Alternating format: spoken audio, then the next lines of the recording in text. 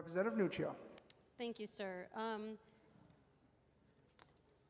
Not quite sure how to ask this, but child sexual abuse is one of the least reported things ever across the board, and the recidivism rates are particularly troublesome. 10 to 15% after 5 years, 20% after 10 years, 30 to 40% after 20 years. And those estimates are reported as not valid because the estimates are extremely low, considering the amount of people who do actually reoffend, and the people who report it, especially since a lot of these are young children, is extremely low. So is there any way to guarantee, sir, through you, that any of the people we're taking off this list have not reoffended and just haven't been reported or haven't been caught, sir, through you? Would you care to remark, Representative? Sure, Mr. Speaker. Mr. Speaker, there is no guarantee to prevent anyone from recidivating against crime. If we had figured that out as a society, we would have likely ended almost all crime at this point, but we have not done that.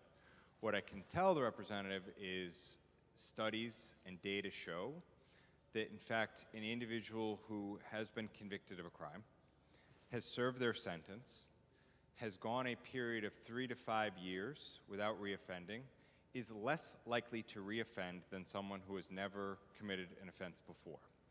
So one of us in this chamber who's never committed an offense is more likely to commit an offense than someone who has offended, gone 3 to 5 years without reoffending, and not offended again, come out of our system. The other thing I would say, Mr. Speaker, is this bill is about collateral consequences. It's about what was effectively a life sentence imposed on certain individuals, not as a condition of their sentence. Again, not as a condition of their sentence, not as a plea bargain, but by an act of this legislature after the fact, where we went in and said, even though a judge didn't order it, you were going to have trouble getting access to housing. You're going to have getting access to education. You're going to have difficulty getting access to a job. And you know what we know, Mr. Speaker, and I know you know this almost better than anybody? When you make it harder for someone to get housing, when you make it harder for someone to get education, when you make it harder for someone to get a job, that's when they become more likely to recidivate. If you're worried about recidivism, if you want to cut down on recidivism, vote for the bill. 3, Mr. Speaker. Representative Nuccio.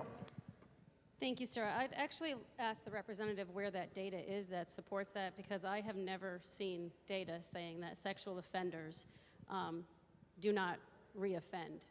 Nothing, literally, or have very low reoffense rates. I would really be interested where that data is before we vote on this. And the next question I have for the representative is, you just said judges didn't sentence this.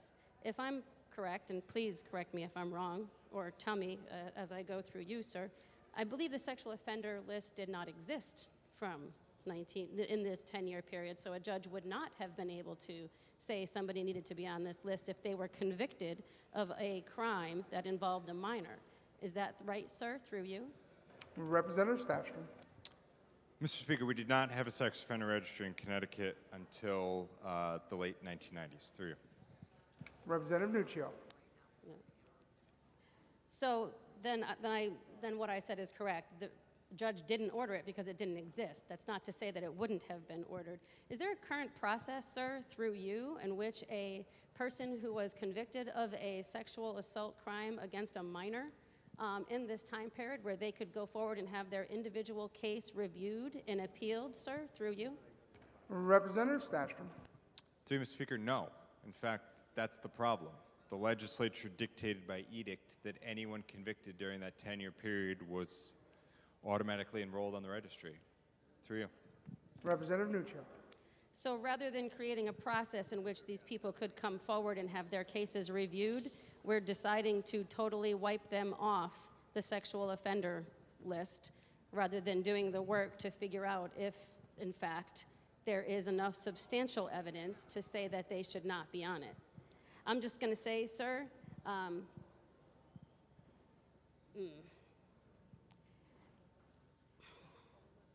thinking about this, you talk about how hard it is to get a job or to get housing or to do any of these things after you're convicted of pedophilia or convicted of child molestation or convicted of sexual assaults against minors.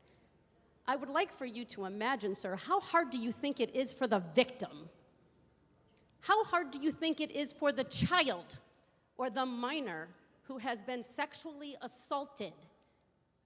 Where in this chamber do we ever stop to think about the victim in this? I would really like to know that. And I'd also like to know, for the people who's putting this forward, how many of you have been assaulted as a minor and have to think about the person who may or may not have been convicted henceforth, because a child will not often go and report that a family member or a family friend has molested them, especially when they are made to feel guilty about the fact of what it will do to that person's life. I am asking what it does to the child's life. And when do we stop and say enough is enough?